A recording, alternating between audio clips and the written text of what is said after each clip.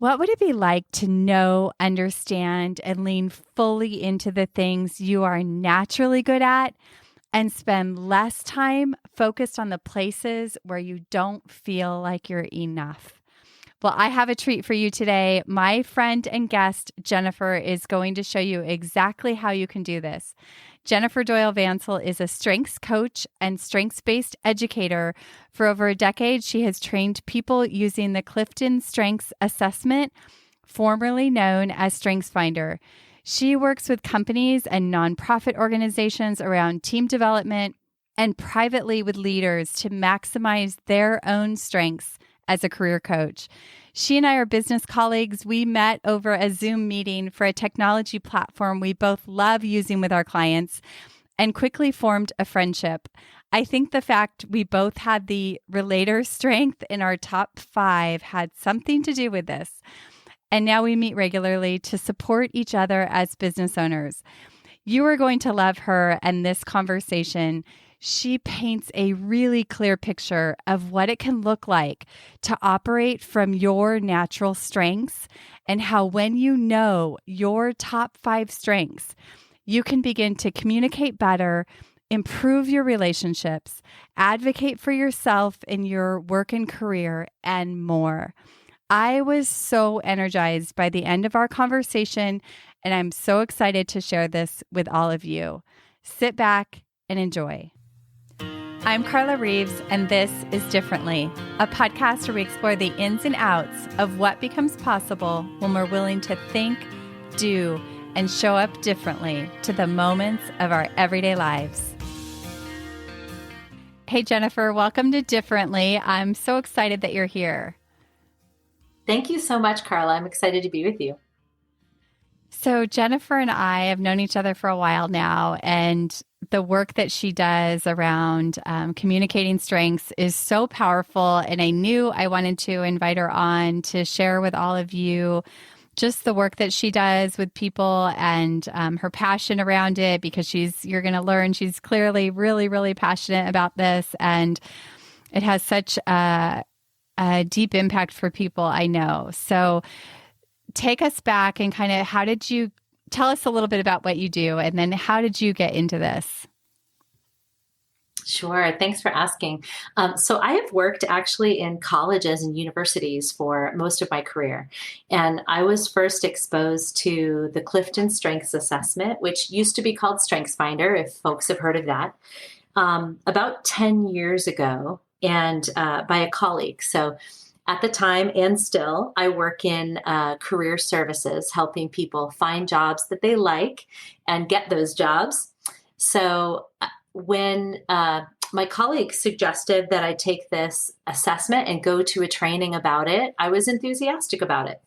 But I definitely had a pretty profound experience seeing the results of my assessment, because what turned out to be at the top, I realized were things that I knew came naturally to me, but I actually thought of as some of my weaknesses.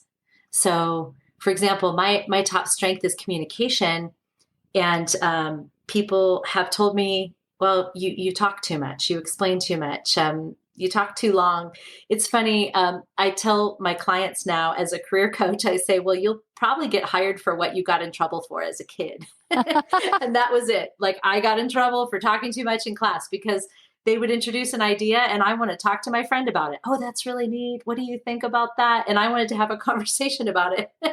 I love that idea. That's so interesting, because I always like to think about what I will say to my clients, like, what did you love to do as a kid? But that's like brings a whole nother slant to it. I think that's great. Yeah. What do you think about that? Like, what did you get in trouble for as a kid? Talking in class, relating, right? Yeah. Relator. Yeah, we have that relator. Yeah, we both have that relator strength really high. So yeah, talking to friends, it makes sense. It comes really naturally to us. So, I think it was really interesting for me to see this list of things and see what was high for me and have them identified as potential strengths. I mean, they're identified in the assessment as your natural talents, kind of your natural qualities. Whether you actually use it as a strength has to do more with whether you work on it. Do you try to use it as a strength? Mm-hmm. Are you able to invest in it with investment and time? That's really the key. So a lot of times, just in the world, we look at what people do well and what they don't do as well, and we ask them to invest a lot of time in what they don't do well. And the strengths philosophy is really different. It says, look at what you naturally do well and do more of that. So when Mm-hmm. I'm presenting, I'll give the example of how you write, for example.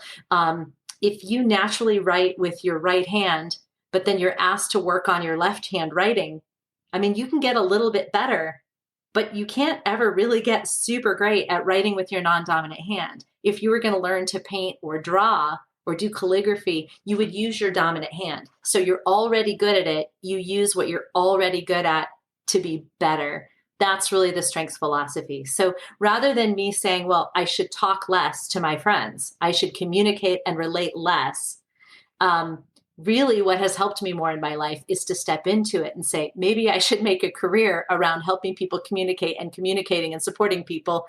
And that is actually working out pretty well. But I didn't know that that was my strength until I saw it on that list. Wow, that is so cool. So knowing your strengths now, I'm getting this like deeper understanding of you and why it makes so like perfect sense that you do what you do. Right? Because you are like the top things from what I can see in what you do in your work is that you're communicating and relating, right? And helping people tap into these to change their lives. Yeah. Yeah. So you said, you told me that this changed your life.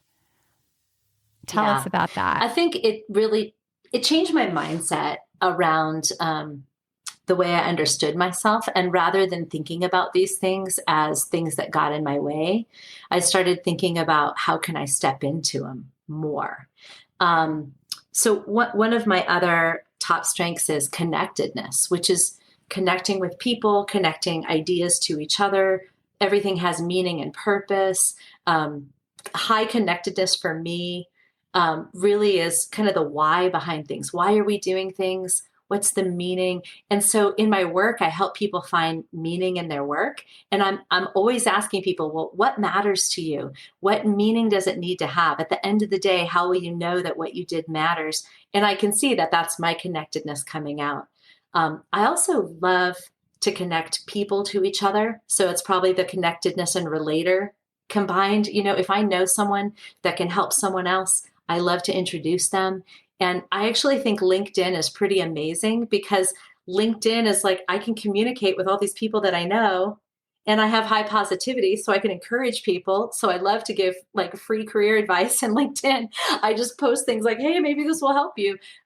That's my positivity coming out and my connectedness and the idea that I can stay in touch with people, you know, that I've met over the years is just magic to me. And then I have this quality called woo. It's a funny strength, but it's woo, WOO, which really stands for winning others over.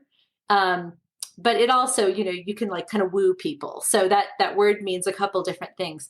But that allows me to, to present to a large number of people or to make a connection quickly with an audience or a group of people, or even with an individual that I first met. You know, as a relator, I want to go deep with people, but I have that woo, which is that quick connection. And a lot of times people see that as a shallow connection. It's really just a quick bridge building connection. It's actually known as an influencing talent. But I really like to encourage people. So I think I use my woo to encourage people. And I like to use my relator to know them well. So that woo allows me to connect to an audience quickly, to connect to an individual quickly, kind of that connectedness and woo together to build a bridge, to see the meaning and purpose of why we met, how we met, and what the purpose and the value might be of meeting. So these strengths all work together. And so the life-changing aspect of that for me was really understanding this is who I am and this is what comes naturally to me. I can, I joke with people, you can use it for good or for evil. You can either do something good with what you have, or, obviously you could do something bad with it. But I also think you could ignore it and I could try to be somebody different. And I think for a lot of my life, I thought I needed to be disciplined and focused and have consistency and all the things that honestly are at the bottom of my list of 34, Mm-hmm. that I thought I needed to be that because other people in my life were that. And now that I understand who I am and how I was created, I try to just step into it and be authentic and say, okay, I think there's some value in who I am to help other people. And, not all of us are going to want to work with every other one of us. I mean, we all have different talents and strengths, but it really changed my perspective when I saw those things as strengths and not as weaknesses. Well, I have to, in the work I do, I have to believe that that has to have impacted your like peace of mind and your inner world, because I know myself and the people I work with, like there can be a lot of mental noise when we're feeling like we need to be something that we're not, or not feeling like we're enough, right? And so did that impact you that way? It absolutely did. I think when I saw the whole list of 34, that was even more impactful because I saw the things that I always felt the pressure to do and be at the bottom. And I Mm. understood why it was so hard for me. So, like, I have discipline really low. Discipline is really about structure. And like people that have high discipline often, if they're working out, for example, they might work out every Monday, Wednesday, Friday at 6 a.m. because it's Monday, Wednesday, Friday at 6 a.m. They have, especially if you have consistency and discipline. But they, I'm going to get up at 6 and I'm going to do this at 6 a.m. I have discipline. I actually have an alarm on my phone to remember to eat. And the other day I was out with some friends and my alarm went off. And my friend said, what is that? And I said, oh, that's my remember to eat and drink water alarm. And she laughed at me and she said, most people don't need that. And I thought, well, it really helps me because I'm so tuned into what I'm doing. I don't even remember to eat or drink water. So when the alarm goes off, it's like I have to put in artificial structure because I don't Wow. have natural structure. That makes so much sense. So I'm really curious about, I'm sure in the work that you do, you see both sides of this, but like, what's the impact of people working in jobs or careers where they are operating out of those lower strengths? And then what have you seen when working with your clients when you're able to help somebody really shift that so that they're communicating and living from their strengths? Oh my gosh, it's so powerful. So, most commonly, when someone reaches out to me for career coaching, they'll say, I'm in an environment that doesn't suit me. I'm burned out. I'm exhausted. I don't want to do this anymore. I need a change. And when I have them take this assessment and we talk through what are your top strengths and how are you using them in work, people that are really dissatisfied in their work will say, yeah, I am like that, but I don't get to do it. Yeah, I do value that, but I never have that opportunity. Yeah, it does matter to me. This does matter to me, and it's not part of my work. So it's almost like textbook experience where number one, two, three, four, five, people just say, I don't get to use what I'm best at in my work. And we'll go down and look at the bottom. And I always have people that are doing career transition work with me, exploration work, do the 34 because I want to see what's at the bottom. And so often I'll say, tell me about your work. And it'll be like, well, I have to use this number 31 every day. And this number 32 is the main requirement of my job. And this number 33 is the thing people ask me to do every single day. And, I just kind of take a breath and listen and say, what do you notice? And people say, well, I get it now. I understand why I'm so tired and why I'm so disengaged, because disengagement happens when you have to use what's at the bottom. I mean, think about it. I gave the example of right hand, left hand, right? I'm right-handed. So if I have to write with my left hand all day, I'm not going to be very productive. It's going to be very slow. It's kind of going to be painful and it's going to be hard to read and I'm not going to be at my best. And if you keep telling me to write with my left hand, I'm going to feel a lot of pressure to do it, write faster, write better, write more. And I'm going to feel really terrible that I can't. But if I just switch my pen to my right hand, I can do so much more. That makes so much sense. Wow. So, do you find sometimes that people that think they need to leave their careers, you're able to just help them leverage their strengths in the roles that they're in? And then probably sometimes they actually have to leave their careers. Like, do you see a blend of both? Yeah, I think, there's always, it's very individual, but sometimes what I see is that a small tweak can make all the difference in the world. Mm.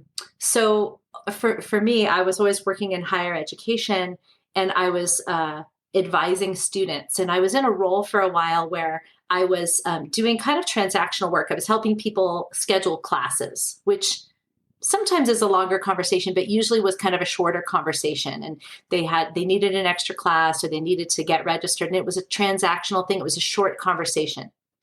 And I was just getting a little bit burned out because I wanted to talk to them longer. I wanted to know their hopes and their dreams. And I wanted to, understand the big picture of what they were trying to do. And I worked in an office where I had pressure to go faster, do more, see more students, answer the phone, get to the desk, student, like 15 minutes. And I did this strengths assessment actually in a group of people. And I had someone who has been a wonderful champion in my life, saw that I had like relator as a strength. And he said, I want to change your job. He said, I want to encourage you to switch into career services because it's a longer conversation. And I actually think you're going to serve the students better if you can have longer relationships with them. And I have strategic pretty high, and I could help them set strategy and reach their goals.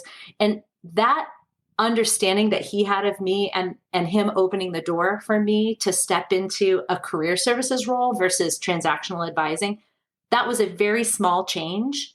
I was even still in the same college. I went from downstairs to upstairs, but that change completely changed my work environment. And it made me get to have longer conversations. Now I get to do 45-minute or hour-long appointments with people. And that small change just makes it better. Wow. Well, and you were just, I don't know, a week ago when we talked, you were describing like this longevity of the work that you've done there at the college, and like seeing a student come back after a number of years. And like you described what that meant to you. And like that makes so much sense now, given what you just described. Yeah. Wow. Right. And a lot of people are in situations where they don't have it. So, for example, I often tell a story of an engineer that I worked with a few years ago who was implementing other people's designs. And he was in a class that I was taking. And he took the Clifton Strengths Assessment, because I give it to everybody I can possibly, all my clients. I can see why. Anyone who takes the class from me. So he took this assessment. And he had high strategic, high futuristic, and high ideation. So that meant that he really had his own ideas about how things should be designed. And getting to design things himself was really something that lit him up. And his job was implementing, like figuring out how to engineer other people's designs. And when he realized that, I encouraged him to communicate that to his boss and say, I'd really like to be in a more strategic role. I'd really like to, be on the creation side.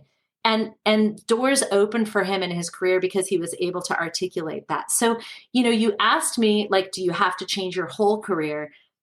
I think I just gave you an example of me and an example of him where just a small change, like in responsibility, maybe it's a different role being on the design side versus being on the implementing side.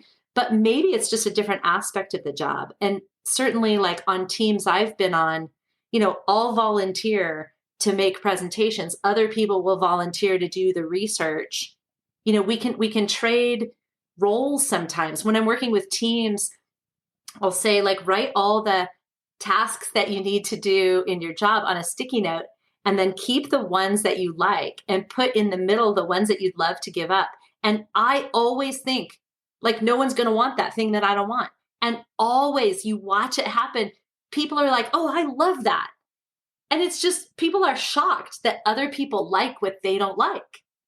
Wow, that's mind boggling. It's like, well, it just makes me think of just even in our home years ago. I remember like, I don't like to empty the dishwasher. I like to load it. And my husband was like, well, I like to empty it. And it was like, the lights went off. It was so exciting. It's like, okay, great. I'm going to load it then and you can empty it. And so I can see how powerful that would be with teams. Wow. So I am so excited that you and I have talked about collaborating with our clients, because the more we go deep into this, the more we talk about it, the more I see the opportunity for that. It's really fun to think about. Yes. So we're going to have to talk more about that. Okay. So tell me about, so right behind you, you guys can't see her, but I can see her, and you have that communicating strengths sign. And I think that's tied in with your business name. Am I right? Yeah. So my tell coaching me, and what does that consulting mean? business. Yeah. So I named my business Communicating Strengths. My mentor, my business mentor when I started my business, is a man named Brent O'Bannon, and he wrote a book called Selling Strengths. And he really wrote it to encourage people like me who are certified in the Clifton Strengths Assessment to create their businesses based on our own natural talents. And so as I was talking to Brent and as I was reading his book, he said, well, what do you have to offer? What is your top talent that you can give the world? Sell that to people. And so he said, well, what's your number one? I said, well, my number one is communication. That is what comes the most naturally to me. And he said, well, what does it mean? I said, well, I can put my thoughts into words, and I can actually help other people do that. So when people are when I look at other people's strengths reports, I can help them in just a really short period of time to make sense of it and to figure out how to explain it. And I didn't realize that not everybody could do that. So I can help someone write a bio in like 10 minutes because we have the language. We just need to figure out how to put it into some words that explains well. So once I understood that that was something that not everyone knew how to do, I realized that that was something that I could help other people with. So I named my business Communicating Strengths. So it's really two things. It's sometimes I'm asked to come and speak about the Clifton Strengths and to teach workshops about this. And I love to communicate the power of it. I'm very enthusiastic about it. I have high positivity, so I like to get people excited about it, but I get to communicate about what it means and how to embrace it and encourage people. That's part of it. And then the other piece is in my coaching, and I do a lot of career coaching, executive coaching, just kind of life coaching based on strengths. I'm really helping people to understand and communicate their own strengths to people in their lives, whether it's partners or business colleagues or potential employers in an interview. Because if you can communicate your strengths clearly, other people know what to expect from you. They know the value that you bring, and they also know a little bit about what you need based on your strengths. So I like to help people communicate those to the people in their lives that need to know. Fascinating. I like just the impact of that is so big as you say that. Like I can just see the ripple impact of that. So for people listening, I know there's people that are going to be so excited to go take this assessment and discover their top 5. But once they discover their top 5, how can we begin to communicate and align with those strengths in our life and our work? Like, can you give us some simple ways that we can really put that into play? And I'm curious for myself too. Yeah. So I think communicating your strengths to people that matter is very, very important. So that example I gave of that engineer talking to his manager about, hey, I'm strategic and I've got a vision for the future and I've got a lot of creative ideas I'm not using. That allowed that manager to put him in a position where he could use it. When I've seen people communicate that to a friend or a colleague or a family member, look, I have high competition. So this is not me, this is other people. But, if you said, I'm really competitive. And so I'm always going to be thinking through a competitive lens. You should know that about me. Then we're not going to be so quick to say you should be less competitive. We're just going to accept that they are naturally competitive and then give them tasks that allow them to step into that. So thinking about, I ask my clients and my students pretty often, okay, now that you see that you have these strengths, who needs to know? Who needs to know? And what is it about it that they need to know? Who can you tell? And what are you going to tell them? One of the reports that I run with folks is a report that says, based on your strengths, what do I bring to a situation and what do I need from a situation? That's really powerful. But you can get that from looking at it. So, if you think about what I just shared, number one, communication. So I bring communication, I'm going to talk things through. But what do I need? I need the ability to talk things through. So I'm really glad that the people that love me know that about me. But what is it that we need to know? I have a son who has high command. It's one of the natural talents. He is very comfortable making decisions, making his own decisions, making autonomous decisions. Boy, I didn't learn that until he was 16 years old. I sure wish I would have understood it when he was 8 or 2. Wow. But understanding that as a teenager, I realized every time I tried to take choice away from him, I was really violating that natural. I'm willing to make my own decisions. I'll make a decision and I'll stand by it. And I'm comfortable making that decision. Every time I said, no, you're not in charge, I'm in charge. Obviously, lots of parenting coaching can happen there. But understanding that he had high command was absolutely core to working with him as a teenager. And I'm so grateful. He's amazing. He's made great decisions in his life. I'm so proud of him. But if I didn't know that about him, so if I was coaching someone like that as a parent or as a teen, I would say, how do you communicate that to your parents? Or how do you communicate what you need to your kids and have that conversation? So I've told him, I need you to communicate with me. I need you to tell me what's going on. And he says, I need you to let me decide. Great. We have agreement. Wow. Wow. There is so much more depth to this than I realized. And I can see how it fuels everything that you do. So what are you, what are you most excited about right now in the work that you do?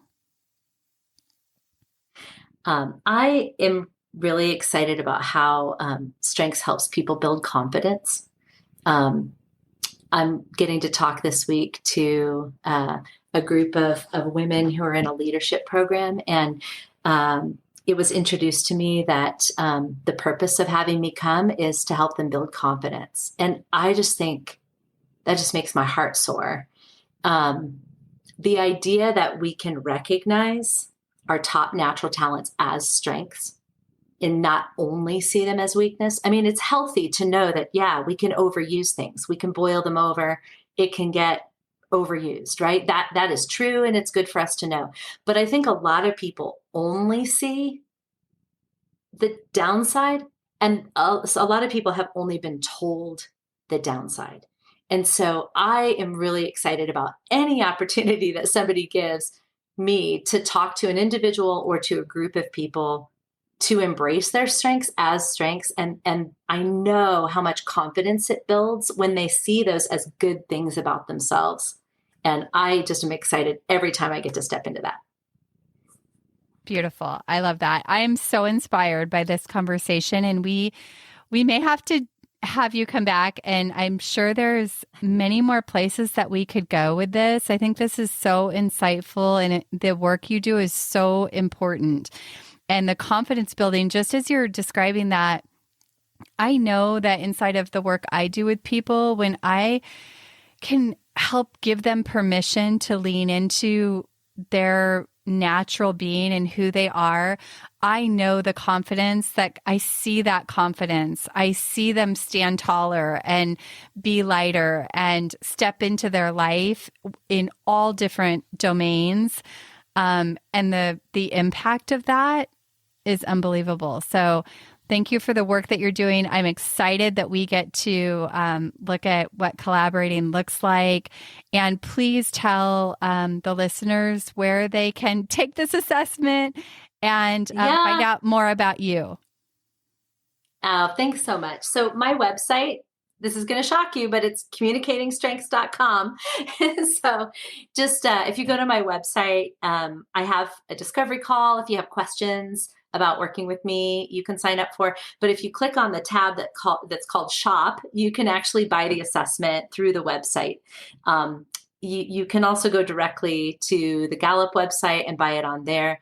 But if you buy it through my website, you can also connect with me. I have some ability that you can book a longer session. If you want to book a debrief session, I'd be happy to talk with you more about what this means in your life and in your work. So it's just my joy to step into this work. I am excited every time I get to talk about it. And, when I think about your podcast is all about doing life differently, I think, gosh, thinking of our strengths as our strengths is sometimes a little counterintuitive. I think a lot of us have grown up not seeing the good in ourselves. And if we can think a little differently about that, I think it's very powerful. So I'm just so honored that you asked me to come today. Thank you so much, Carla. What a perfect way to close. Thank you so much for being here. Have a beautiful day. Thank you for tuning in to this episode of Differently. I hope it stirred your thinking, and I invite you to take one inspired action from something that stood out to you.